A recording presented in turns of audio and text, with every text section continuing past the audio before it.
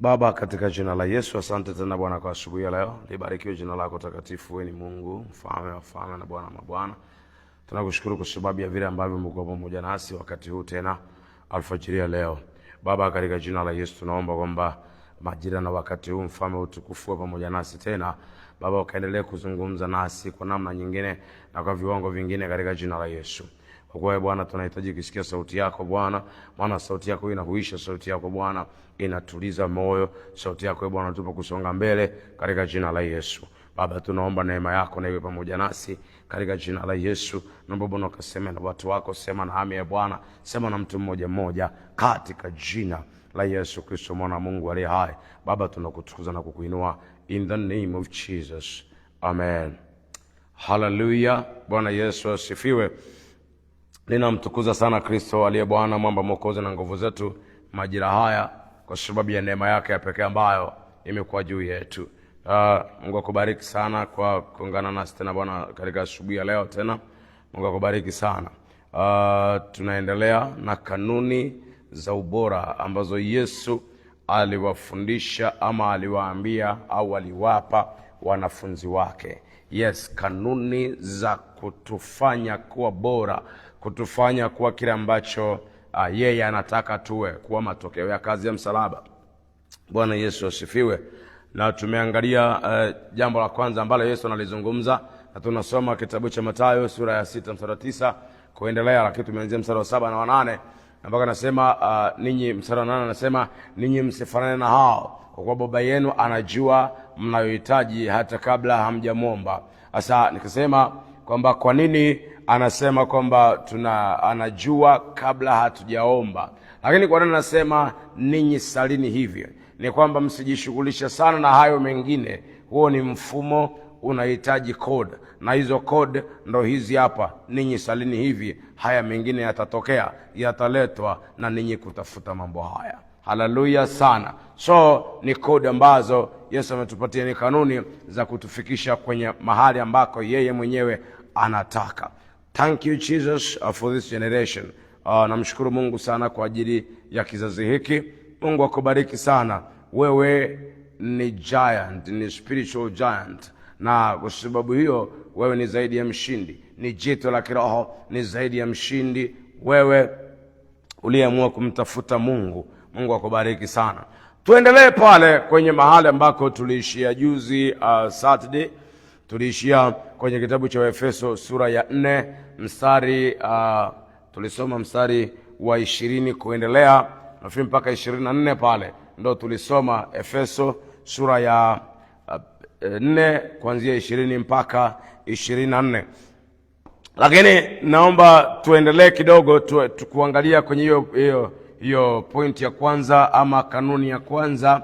Tuosome tena kitabu kingine, kitabu cha Wakolosai sura ya 3 mstari wa 16 pale. Wakolosai Colossians ni after Philippians, na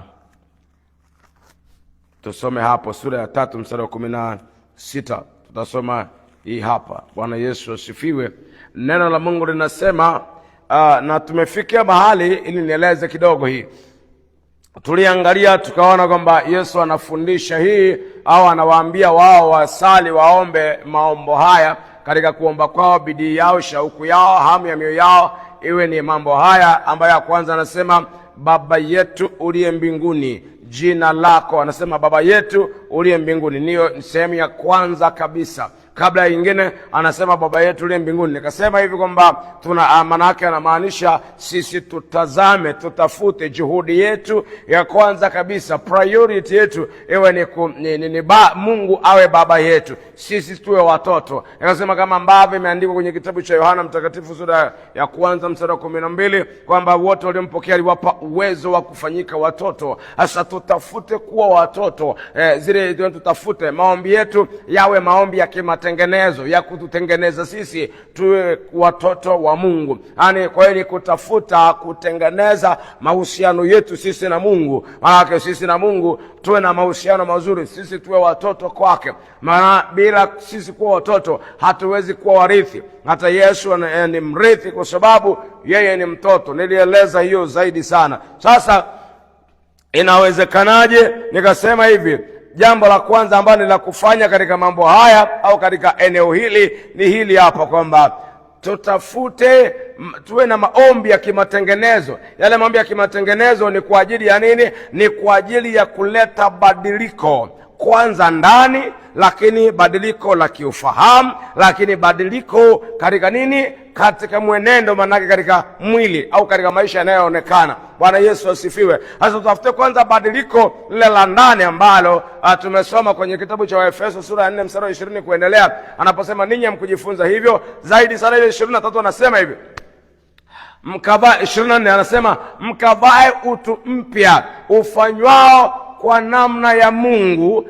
katika haki na utakatifu wa kweli. Yani tufanywe upya katika roho ya nia zetu. 23 hiyo na 24 anasema mkavae utu mpya ufanywao kwa namna ya Mungu katika haki na utakatifu wa nini? Wa kweli. Kwa sababu gani? Bila badiliko la kule ndani, bila badiliko la kule ndani, hata huku nje hatuwezi kubadilika. Kimwenendo na kiufahamu au kimtazamo hatuwezi kubadilika. Kwa sababu hiyo sasa ndio maana Yesu anaposema Baba yetu uliye mbinguni, sisi tusali kwamba Baba yetu uliye mbinguni, maana yake tunatafuta, tunahangaika, tuna priority yetu ni yeye awe baba kwetu, sisi tuwe watoto wake, ili tuweze kuwa na haki ya kufanyaje? Ya kurithi. Naomba uelewe jambo moja, nilisema nilirudie tena, kwamba watu wengi tunatafuta kutumia hati ambayo Yesu aliitengeneza kwa kifo chake msalabani. Tunatafuta kutumia ile hati ya urithi, hati ya urithi ambayo Yesu aliitengeneza kwa kazi yake msalabani, badala ya kutafuta kwanza sisi kuwa na haki ya utoto. Au niseme, nirudie hivi, nieleze vizuri hivi, kwamba tunatafuta kuitumia ile hati ambayo ya urithi ambayo Yesu aliitengeneza msalabani, badala ya kutafuta kwanza, au wakati ambapo sisi hatuna haki ya kuishika hiyo hati au hatuna haki ya kuitumia hiyo hati. Bwana Yesu asaidie sana. So kitu cha kwanza, kabla tutafute hati, tutafute kwanza haki ya kuitumia hati. Yaani tunatafuta kutumia hati ambayo hatuna haki ya kuitumia. Wewe tutafute kwanza haki ya kuitumia hati ile ya urithi. Yesu na atusaidie sana. Inatakiwa tutafute hivyo kwanza. Ndio maana Yesu anasema Baba yetu uliye mbinguni. Kwa nini? Kwa sababu hii yeye, sisi tukiwa watoto, yeye akiwa baba kwetu, tutakuwa na haki ya kuweza kukaa au kumiliki au kupewa vitu ambavyo tunaomba. Yesu na atusaidie sana. Hakuna kitu tutaomba na tunyimwe. Atusaidie Mwokozi Yesu. So inawezekanaje? Lile badiliko la ndani linatengenezwaje? Tumesoma hiyo kwamba tufanyike upya. Lakini sasa tuangalie mstari wa 16 wa sura ya 3, sura ya 3 wa kitabu cha Kolosai. Wakolosai sura ya 3 mstari wa 16, neno la Mungu linasema hivi: neno la Kristo likae kwa wingi ndani yenu katika hekima yote. Katika hekima yote. Neno la Kristo likae wapi? Ndani yetu. Manake maneno ya Mungu. Kuna mahali Daudi anasema hivi kwenye kitabu cha Zaburi 119, anasema moyoni mwangu nimeliweka neno lako, ili nisije nikakutenda nini? Dhambi. Maana ni neno la Mungu ndio linazuia, ndio linaweza kuleta mabadiliko. Kwa hiyo sababu hiyo neno la Mungu, kama nilivyoeleza hapo mwanzo, kwamba Yesu alipokuja, kabla hajaenda msalabani, alichokifanya cha kwanza ni kutafuta au ni kuzima kwanza kile kinachozalisha status mbaya kwa mwanadamu, ambacho ni moyo. Kwa akashughulikia moyo kwanza, akarekebisha kwanza moyo. Alipofanyia moyo marekebisho kwa maneno yake, ndipo akaenda msalabani kufanyaje? Kukamilisha kazi ya ukombozi, ambayo ni sasa kuifuta ile status mbaya kwenye maisha ya mwanadamu kwa kutumia damu yake. Lakini narudia tena kwamba bila neno la Mungu kutangulia kwanza, pengine damu ya Yesu haiwezi kutakasa. Nasema hivi, bila neno la Mungu kutangulia, damu ya Yesu haiwezi kutakasa. Yesu na atusaidie sana. Kwa sababu hiyo ni muhimu sana tukashika, tukaelewa na tukafahamu vizuri kabisa. Yesu asifiwe. Kwa hiyo ndio maana nasema neno la Kristo likae kwa wingi wapi? Ndani yenu. Likae kwa wingi, kwa sababu hilo ndio lina uwezo wa kuleta mabadiliko ndani ya nini? Ya moyo wa mtu. Na likileta mabadiliko ya moyo, tayari ile damu Yesu inafuta ile status ambayo ilikuwepo mwanzo. Kwa wingi ndani yenu katika hekima yote, tena mkifundishana, na si hivyo tu, na kuonyana kwa zaburi na nyimbo na tenzi za rohoni, huku mkimwimbia Mungu kwa neema mioyoni mwenu. Yaani, kitu cha kwanza, hakikisha neno la Kristo linakaa kwa wingi ndani yako, sio katika kukariri, lakini katika kuelewa, kwa jina la Yesu. Ndio maana nasema katika hekima yote, sio habari ya cramming, no, ni habari ya understanding, kwa sababu kitu ambacho umecram hakiwezi kuleta badiliko. Ndio maana ni muhimu sana ukajua kitu ambacho umekielewa ndio kinaleta badiliko. Kila ulichocram inawezekana kabisa kisikusaidie. Ndio maana hata kwenye masomo darasani, hutakiwi tu kuwa mtu mwenye high capacity of cramming. Hapana, unatakiwa kuwa mtu mwenye high capacity of understanding. Uwe na uwezo mkubwa wa kuelewa, na sio kufanyaje, sio kukremi au kukariri. Kwa sababu ukiwa unakariri tu, kuna mahali itakuja swali, mfumo ni ule ule tu, ila swali la tofauti kidogo. Kama hujaelewa, utajikuta unafeli, kwa sababu wewe ulikariri na wala hukuelewa. Yesu na atusaidie sana. So this is very important. Ndio maana nasema likae kwa wingi wapi? Ndani yenu, na ni katika hekima yote, katika kulielewa kwa usahihi. Bwana Yesu atusaidie sana. Kuna watu ambao wamesoma maneno ya Mungu, na badala ya kuelewa wakayakrem, walivyoyakrem wameyakariri. Badala ya kuyaelewa wamekariri, na wanajikuta kwamba hawezi kuyaishi. Kwa sababu neno la Mungu usipolielewa hauwezi kuliishi, hata kama ungelikariri. Wako watu wengi waliokariri maandiko, na kwa kuwa hawajaelewa na wanaishi na hayo katika mambo yao hayo, na mengine wanatumia hayo maneno hayo kuharibu ama kufanya mabaya kwa maneno hayo. Kwa sababu gani? Wao hawakuelewa, walikariri. Yesu atusaidie sana, kwa sababu kama neno la Mungu halitaondoka kwenye mfumo wa herufi likaingia kwenye mfumo wa sauti ndani yako, haliwezi kukusaidia kubadilika. Narudia tena, lazima neno la Mungu liondoke, kwa sababu neno la Mungu au Biblia ni neno la Mungu lililo katika mfumo wa herufi. Hasa ili liweze kukusaidia wakati unalisoma, ni lazima, ngoja nirudie tena, neno la Mungu au Biblia ni neno la Mungu ambalo liko katika mfumo wa maandishi wa herufi. Ili liweze kukusaidia, ni lazima litoke katika mfumo wa herufi moja moja, ligeuke kuwa sauti ndani yako, ndio linaweza kukubadilisha. Yesu atusaidie sana. Likibakia kwenye mfumo wa herufi, haliwezi kukusaidia hata ungekariri kwa kiasi gani. Ndio maana nasema katika hekima yote, manake likae ndani yenu katika uelewa wa usahihi, ili liweze kuleta mabadiliko ndani yako. Nje na hapo unajidanganya, haiwezekani. Yesu na atusaidie sana. Kwa hiyo kwa neno la Kristo tunabadilishwa ndani. Tunapobadilishwa ndani, mambo yanaanza kugeuka huku nje. Tunapobadilishwa kule ndani, na huku nje tunaanza kubadilika pia. Yesu atusaidie sana. Hii ni muhimu tukashika na tukaelewa kwamba kadri ambavyo tunalisoma neno la Kristo na kadri ambavyo tunapata kulielewa, ndio linaendelea kufanyaje? Kuleta mabadiliko ndani yetu. Lakini kama hatulielewi, tunaishia kulikariri, haina maana, kwa sababu haliwezi kutubadilisha. Yesu na atusaidie mno. Hii ni muhimu sana tukaikamata na tukaitunza vizuri. Bwana Yesu na atusaidie sana sana. Naomba tuangalie, tuingie kwenye namna nyingine, ama kwenye hatua nyingine, kwenye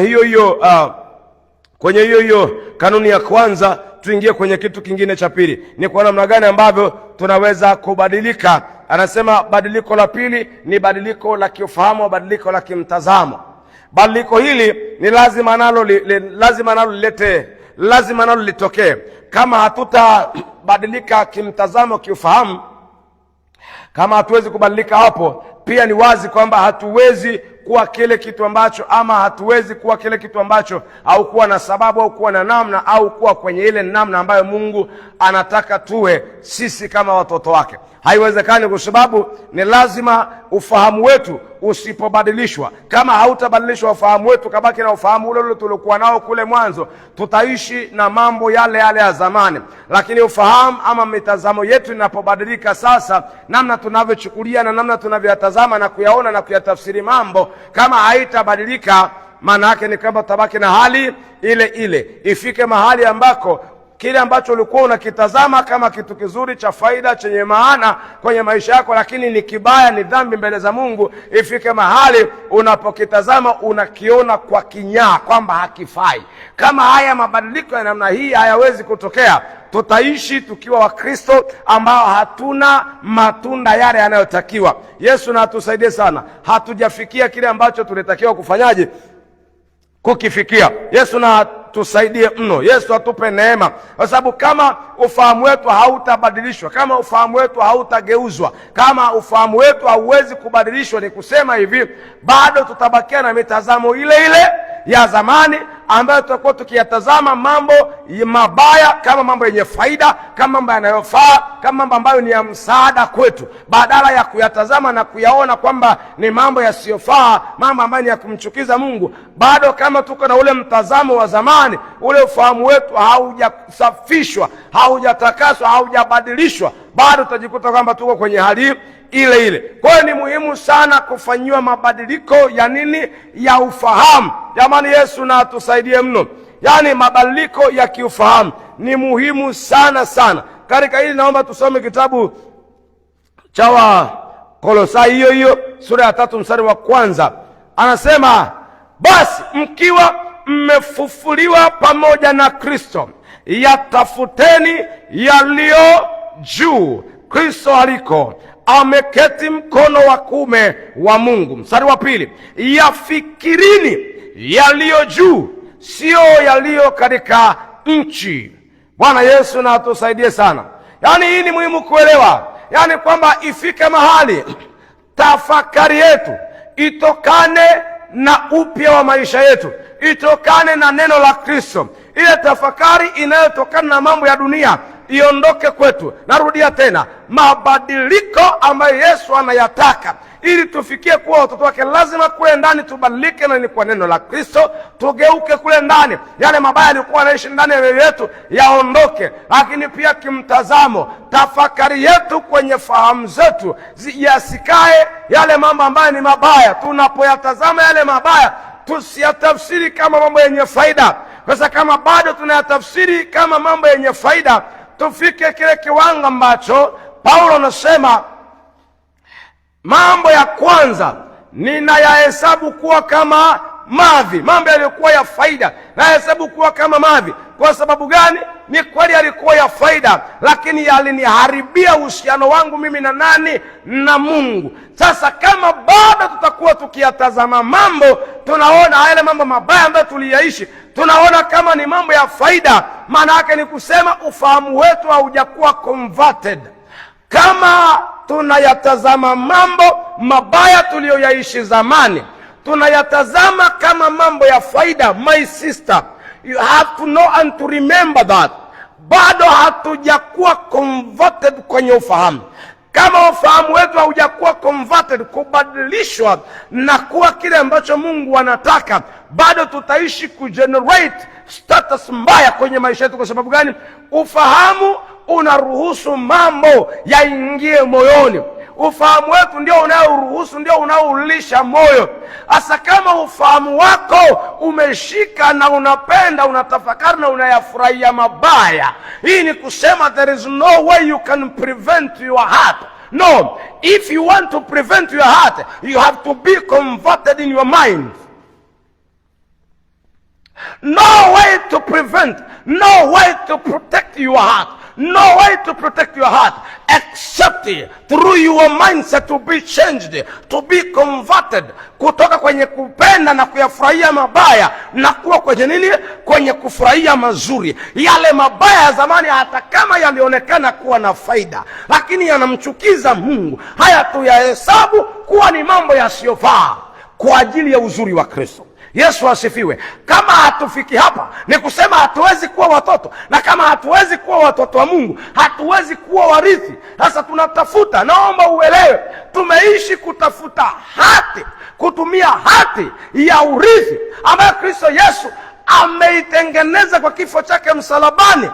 Ameitengeneza ile hati ya urithi, lakini kumbe hatuna haki ya urithi kwa sababu sisi si watoto. We have to become first the children of God. Tukiwa watoto wa Mungu, tuna haki ya kuitumia hati ya urithi. Tusaidie Mwokozi Yesu. Yesu na atusaidie sana. Jamani, muhimu sana kukumbuka kwamba maisha yetu kama Wakristo, maisha yetu kama wanadamu yako mara mbili. Tungependa au tusitake, yani tupende tusipende, tutake tusitake, lakini ndivyo ilivyo, yako mara mbili. Na hii mara mbili yote ni kwa wakati mmoja. Pamoja na yote, lakini tujue wanadamu wote waliomwamini Kristo na ambao hawajamwamini Kristo, sisi wote ni wasafiri duniani, sisi ni wageni. Tutaondoka siku moja. Sasa kwenye kuondoka lazima ujue kuna mahali unaenda, so lazima utengeneze mazingira kule. Jamani, Bwana Yesu asifiwe sana. Kwa hiyo ni muhimu sana ufahamu wetu. Anasema kwenye kutafakari kwenu, tafakari yenu na itokane na yale yaliyo juu, mahali Kristo aliko. Maana yake tafakari yetu itokane na mambo ya Mungu, sio mambo ya dunia ambayo tunayatafakari tukiona kama tunayafurahia. Ili ufahamu wetu ugeuzwe, achana na tafakari ya mambo mabaya ambayo ulikuwa unayatafakari, ambayo umewahi kuyaishi. Achana na hiyo tafakari, tafuta kutafakari mambo mema mazuri ambayo tumefanya nini. Hayo ndiyo yanayotupa kubadilika. Mungu akupe neema. Kwa sababu gani? Narudia tena, moyo wako unalishwa, unajazwa, unapokea, unaongezwa kwa kutumia nini? Ufahamu wako. Bila ufahamu wako ndio njia ya kupeleka materials moyoni. Hasa ufahamu wako kama hujakuwa converted, moyo wako utaishi kubeba mambo mabaya. Lazima ufahamu wako ubadilishwe. Kama hautabadilishwa ufahamu wako, bado huwezi kuwa na mabadiliko yale ambayo Mungu anataka. Ndio maana Yesu anasema, tafuteni Mungu awe baba yenu, Baba yetu uliye mbinguni. Hiyo ndio kitu cha kwanza mtafute. Yaani kwenye vitu mtatafuta, cha kwanza tafuta Mungu awe baba. Tafuta kutengeneza mahusiano yako wewe na Mungu. Haleluya sana. Tafuta kutengeneza mahusiano yako, asiishie tu kwa Mungu, awe baba kwa maisha yako. Kwa sababu kama hajakuwa baba, bado huwezi. Kuna vitu yani hatuwezi kuwa kile ambacho Mungu anataka tuwe. Ni muhimu sana tukajua na tukaelewa, tutafute kwa bidii na kwa nguvu yeye kuwa baba kwetu. Bwana Yesu asifiwe sana. Hii ni muhimu sana, tutafute. Anasema yafikirini yaliyo juu, Kristo aliko. Anasema hivi, yafikirini yaliyo juu, si yaliyo katika nchi. Kwa maana gani? Yaliyo katika nchi sehemu kubwa yamekuwa yakitukosesha, yalikuwa natukosesha. Kwa hiyo tafakari yetu isitokane na mambo mabaya ya dunia hii. Tafakari yetu itokane na vitu vya mbinguni. Narudia tena, kama wewe kama mwanaume hautafika mahali pa kumwangalia mwanamke aliyevaa nusu uchi na kuona huyu ni mjinga, hajielewi, anaacha viungo vyake nje, kama hautafika hapo ukabakia kwamba kweli ile paja, kweli ile hii, kweli ile hii, bado ukabakia hapo, na kuhakikishia hakuna vile ambavyo moyo wako utabadilika. Bado utajikuta unaishi kwenye ile. Unapomtazama lazima ufike mahali ambako ukimtazama kavaa nusu uchi, unaona huyu hajielewi, anapaswa kuonywa na kufundishwa na kuelekezwa ubaya wa mambo haya. Kama huwezi kufika hapo, bado unafurahia, hii ni kusema bado your mind has not changed, has not converted, bado iko na hali ile ile. Yesu atusaidie sana. Sani mbaya sana hii. Yesu atusaidie zaidi. Kwa hiyo ni muhimu kujua Yesu anatutaka katika ubora. Yaani imefika mahali naomba ujue, Yesu anatutaka katika ubora ule ambao yeye alikubali kufa msalabani. Alitengeneza kitu bora, anautaka ule ubora kwenye maisha yetu. Naomba uelewe, naomba niseme na wewe mtu wa Mungu, naomba niseme na wewe mwanadamu mwenzangu, ya kwamba Yesu anatutaka kwenye ule ubora ambao katika huo au kwa ajili ya huo Yesu alikufa msalabani ili autengeneze ndani yetu. Anatutaka tuwe katika huo ubora, anataka hiyo excellence ndani yetu, anataka anataka ile roho bora, yani tuwe watu waliobeba roho bora. Yesu asifiwe. Tuwe wale watu wenye ule ubora nao yeye alitaka tuwe. Haleluya, haleluya. Yani ni muhimu sana tukaelewa kwamba anatutaka tuwe vile ambavyo yeye alitaka tuwe. Tuwe matokeo ya kazi ya msalaba. Haleluya sana. Bwana Yesu asifiwe. Haitakuwa ina maana yote tukaishi maisha mi bwana, hata kama we ni askofu, kama haujapitia hizi level, kama haujafikia kwenye hizi level, kama bado mbingu haijisifii wewe, kuna vitu unafaa kurudia. Naomba niseme na wewe tena, mpendwa mtumishi wa Bwana, naomba uelewe. Nasema hivi, yani Yesu anataka ifike mahali mbingu ijivunie wewe. Unasikia my sister, unapotoka unatembea unaenda mahali unarudi mbingu inajivunia kwamba tuna mtu duniani. Mbingu inajivunia. Sasa kama mbingu haijivunii, najiuliza nini? Haleluya sana. Ndio kitu Yesu anataka. Ndio maana anasema Baba yetu uliye mbinguni. Haleluya sana. Bwana Yesu asifiwe. So mimi naomba uelewe hivi. Naomba uelewe vizuri kwamba Yesu anachotaka ni hicho. Kile kipengele kingine tutakimalizia kesho, Mungu akitupa neema, watu tukapata nafasi ya kuomba wakati huu. Haleluya sana. Lakini katika maombi yako tafuta sana, my brother and my sister, tafadhali tafuta sana kuwa kile ambacho Yesu alitaka tuwe. Haleluya zaidi. Let's pray. Our Father in heaven, we thank you for this time again. Asante Bwana Yesu kwa sababu ya wakati huu. Tuko mbele zako tena Bwana, majira, wakati sana, dakika hizi. Mungu mtakatifu na Baba yetu uliye mwaminifu na mtakatifu sana, tumekuja kwako kama tulivyo Bwana, maana hatuna kitu cha kujificha mbele zako. Mwenye haki Baba yetu na Mungu wetu, tumekuja kwako tukikushukuru kwa sababu ya maneno yako ambayo umezungumza nasi katika asubuhi ya leo. Kwa wale kile ambacho unataka kwamba wewe uwe baba kwetu na sisi tuwe watoto wako. Bwana Yesu, nimekuja kwako nikikusii Mungu mtakatifu kwamba tunaomba neema yako. Baba, tunajua kwamba katika hali ya kawaida kibinadamu sio rahisi, lakini tunajua kwa wewe Bwana, kwako inawezekana. Mungu mtakatifu, ninakuomba kwamba Bwana wangu na Baba yangu, katika jina la Yesu tunahitaji neema yako Bwana wangu na Baba yangu. Neema yako Bwana, neema yako ya pekee na ya ajabu Bwana, ikawe pamoja nasi tena wakati huu. Tunaomba ukatupatie kibali machoni pako Bwana. Baba, tunaomba kukubalika mbele zako, mfalme wa utukufu. Ukatukubali Bwana mabwana, Mungu mwenye mamlaka na nguvu. Tumekuja kwako mfalme tukiomba Bwana ukatukubali kabisa. Mungu mwenye haki, Baba yetu na Mungu wetu, naomba kibali machoni pako Bwana, katika jina la Yesu Kristo, mwana wa Mungu uliye hai. Bwana wangu na Baba yangu, mimi ninakuomba sana ya kwamba Mungu mtakatifu Bwana ukatufanyia matengenezo Bwana. Tutengeneze mfalme wa utukufu Bwana, ili kwamba tukapate kwa kile ambacho wewe ulitaka tuwe Bwana. Baba, kuna yale malengo, kuna makusudi, kuna mpango ulikuwa nao wakati ulipokubali kwenda msalabani kwa ajili ya kutuokoa Bwana wangu, nami nakuomba huo mpango, ile kusudi, hiyo nia, hayo madhumuni Bwana ndio yakatimizwe katika maisha yetu, mfalme wa utukufu. Maana Bwana, ikiwa Bwana tutaishi tofauti na vile ambavyo Yesu ulitaka tuwe, vile ambavyo ulidhamiria, vile ambavyo ulikusudia Bwana, itakuwa haina matokeo yale ambayo uliyataka Bwana Yesu. Nakuomba Baba ukatutengeneze mfalme wa utukufu Bwana, tupe kwa kile ambacho wewe ulikitaka Bwana wangu na Baba yangu. Naomba ututengeneze Bwana mabwana, Mungu mwaminifu, Mungu mtakatifu Bwana wangu. Ninakuomba Bwana mabwana kwamba ukatutengeneze mfalme Bwana, tukawe kile ambacho wewe ulitaka tuwe, mwenye haki Mungu wetu, katika jina la uweza, nguvu, mamlaka na utukufu mwingi la Yesu Bwana, mwamba mwokozi na nguvu zetu. Baba, ninakuomba ukatutengeneze mfalme Bwana wangu na Baba yangu, ukatupe neema Bwana. Baba, tutengeneze mfalme Bwana, tuwe kile ambacho ulikitaka, mwenye haki Mungu wetu na Baba yetu, katika jina la Yesu.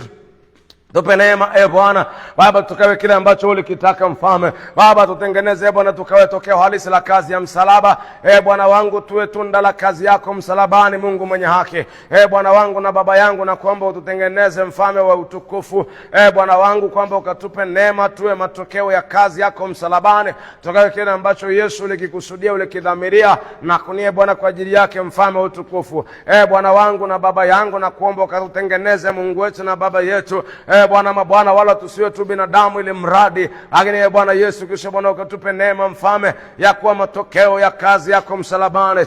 Bwana tukawe tokeo la kazi yako msalabani, Mungu wetu na Baba yetu, katika jina la Yesu Kristo mwana Mungu aliye hai. Baba tunakuomba ukatupe neema Bwana, kwamba Mungu mtakatifu Bwana wangu tukawe matokeo ya kazi uliyofanya msalabani kwa ajili yetu Bwana mabwana. Yesu tengeneza mioyo yetu mfalme, tengeneza Bwana fahamu zetu, tengeneza kila kitu ndani yetu Bwana mabwana, kwamba tuwe lile tokeo kamili la kazi yako msalabani mfalme. Bwana wangu nakuomba ukatufinyange Baba, ukatutengeneze upendavyo Yesu, ukatutengeneze vile upendavyo kwa jina la Yesu Kristo mwana wa Mungu aliye hai.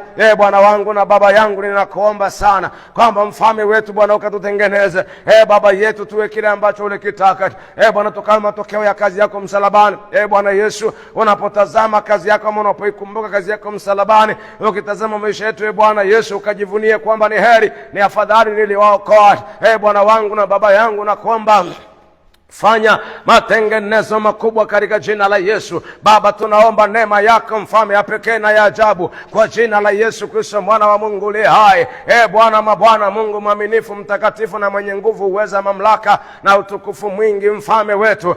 Bwana mabwana, nimekuja mbele zako ya kwamba Mungu mtakatifu katutengeneze Bwana wangu Baba, tupe kuwa kile ambacho wewe ulikitaka katika jina la Yesu. Tutengeneze mfalme wa utukufu, tutengeneze Bwana mabwana, tutengeneze mwenye haki, tutengeneze mwenye mamlaka, tutengeneze mwenye nguvu kwa jina lenye nguvu tena la thamani la Yesu Kristo Bwana wangu. Najua una uwezo wa kutengeneza. Ondolea mbali kila kitu ambacho mfalme hakikupendeza na kukufurahisha, ukakiondolea mbali Bwana Yesu, ukatupe neema ya kuwa kile ambacho Yesu wewe ulikitaka katika jina la Yesu Kristo mwana wa Mungu aliye hai.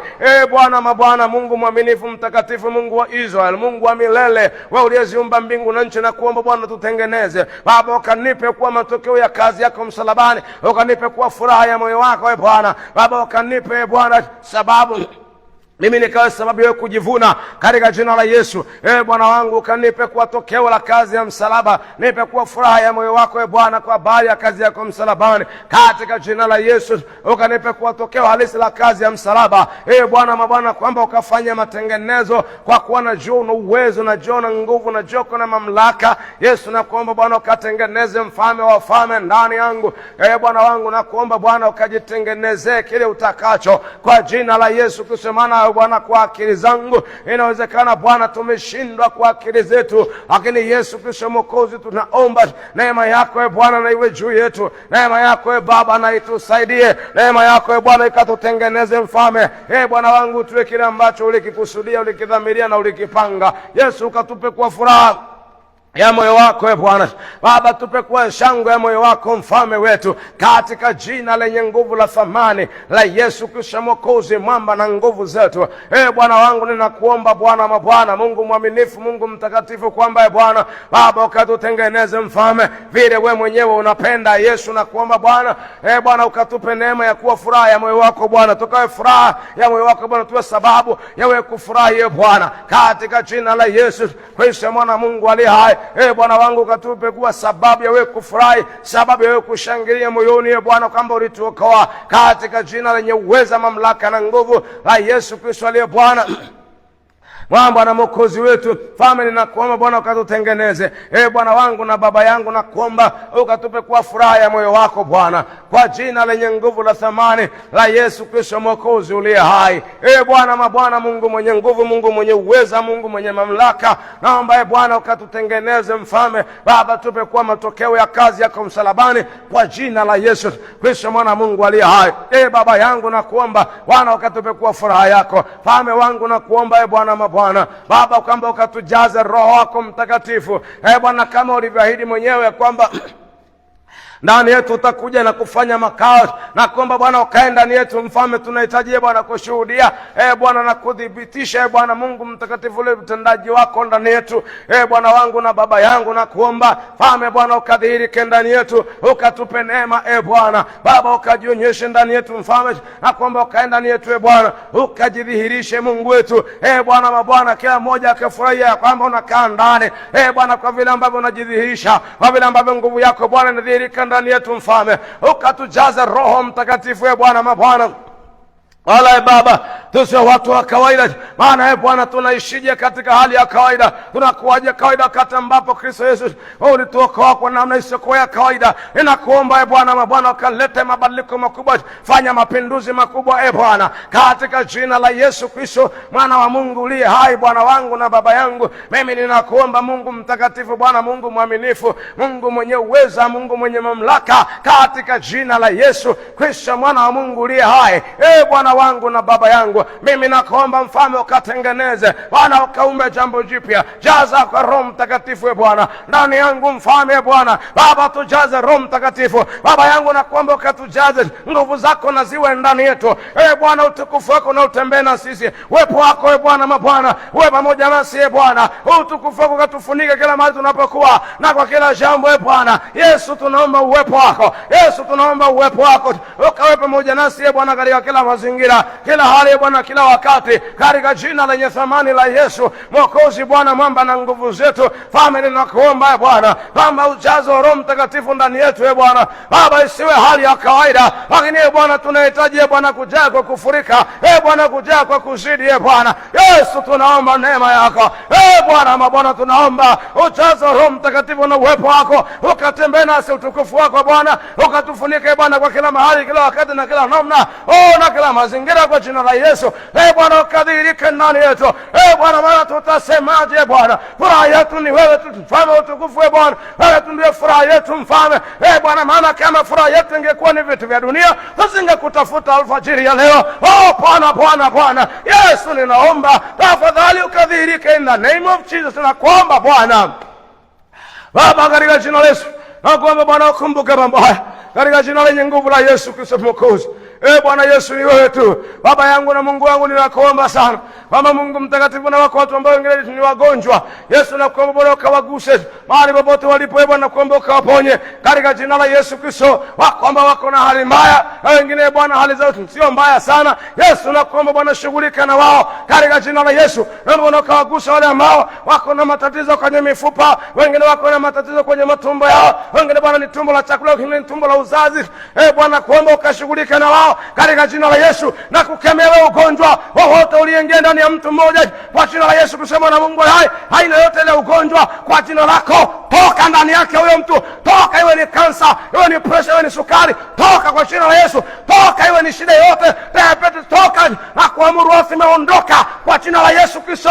Kwa jina la Yesu una mamlaka, iwe ni wakuithi ama namna yote ile HIV, toka, una mamlaka, achia, ukawachia watu katika jina la Yesu. Roho Bwana nakuomba, tembea ndani Bwana, ponya kwa jina la Yesu Kristo mwana Mungu hai. Baba, ninaomba uzima wako na uingie ndani ya watoto wako, uzima wako Bwana na uingie ndani ya watoto wako. Naomba ukawaponye katika jina la Yesu. Naomba Bwana ukawaguse na kuwaponya kwa jina lenye nguvu la Yesu. Maana Bwana Yesu Kristo una uwezo, kwa jina la Yesu, kwa jina la Yesu. Wewe ambaye unasikia sasa, amini pamoja nami kwa jina la Yesu. Wewe ugonjwa unaondoka ndani yako sasa hivi katika jina la Yesu. Nasema katika jina la Yesu, wewe ugonjwa unaondoka, kwa jina la Yesu. Kristo mwana Mungu aliye hai, kwa jina la Yesu, pona katika jina la Yesu. Bwana akupe neema ya kuponywa sasa kwa jina la Yesu Kristo mwana Mungu aliye hai. Baba, ninakuomba wako wengine ambao wana changamoto kwenye kazi zao Yesu, nakuomba ukawatetee Yesu, nakuomba ukawapiganie, na Bwana ukawape kushinda na zaidi ya kushinda katika jina la Yesu. Bwana ukawatetee, ukawapiganie, vita hiyo Bwana ni yako, pigana kwa ajili yao Yesu, naomba ukawashindie Yesu, nakuomba ukawashindie zile vita kwenye kazi zao Baba, nakuomba ukawatetee, maana kama sio wewe ni nani mwingine Bwana? Hayuko mwingine hata mmoja Yesu, naomba ukawapiganie katika jina la Yesu Bwana. Nakuomba wale wenye kuhitaji watoto, naomba unakawape wa kiume na wa kike kwa jina la Yesu, nakuomba watetee. Nakuomba Bwana hiyo ndoa isiingie doa, naomba wasitengane, naomba kusiwe na fujo Yesu, nakuomba na kusimwaka uwape uzao, wape watoto kwa jina la Yesu Kristo mwana Mungu aliye hai. Baba yangu ninakuomba ukawakumbuke, ukawapatie kwa jina la Yesu. Ninaombea wako vijana ambao ni watumishi wako, wanaendelea kukua Yesu, naomba neema yako aendelee kwa juu yao kwa jina la Yesu Kristo. Asante Bwana na kuomba Bwana ukawatetee, wape kuishi maisha yanayokupendeza katika jina la Yesu. Bwana wakakupendeza na kukufurahisha wewe, wakaishi maisha ya kukupendeza. Bwana wangu na kuomba ile roho ya adui ambayo inavizia kuharibu watumishi wako, ninaikemea katika jina la Yesu. Naikemea ile roho inayowabana wasipate mpenyo, ninaikemea kwa jina la Yesu. Naikemea, toka adui ya msalaba, toka wachia hao katika jina la Yesu. Achia njia yao Baba, ninakuomba ukaonekane, watetee Bwana katika jina la Yesu. Roho Mtakatifu Bwana kuomba Baba ukajidhihirishe Baba, ukiwatetea na kuwapigania, kwa kuwa una uwezo na una nguvu. Yesu nakuomba Bwana ukawatetee katika jina la Yesu. Nakuomba Bwana Mungu mtakatifu kwa utukufu wako Bwana, katika jina la Yesu. Addiction mbalimbali Yesu nakuomba ukawape kushinda, wape kushinda hizo addiction zozote zile katika jina la Yesu Kristo mwana Mungu aliye hai. Baba ninaomba ukawapiganie Bwana, for the glory of your name our Father, in the name of Jesus. Amen. Mungu akubariki sana. Uwe na wakati mzuri. Endelea kulindwa na Kristo Yesu. Tutaonana na wakati mwingine. Ubarikiwe.